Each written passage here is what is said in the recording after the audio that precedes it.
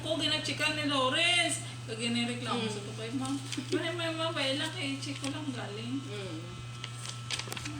Wala wala. Hidang niya siya ang nag-check. Grabe, hindi mga bata. Kasi ano pang ano niya mga bata na sa ano.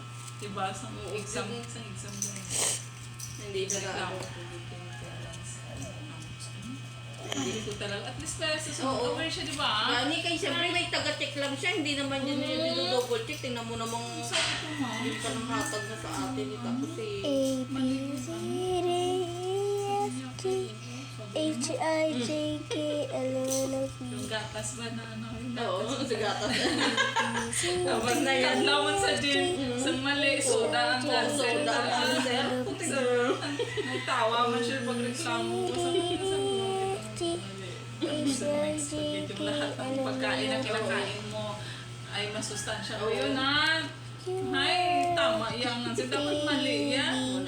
Alam ko yun, paano yung mga junk foods? A, B, C, D, F, G, H, I, J, K, L, M, N, O, P, At least Q, R, S, T, U, V, Oo, ay, siyempre tayo mga magulang. sabi na may nung hindi na H, I, J, K, L, M, N, O, P, Q, R, S, T, U, V.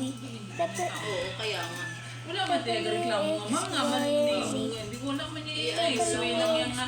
Siyempre may mga mali. Tsaka siyempre yung mga bata, nabasa nila yung pala soda naman pala yung masustansya. A, B, C.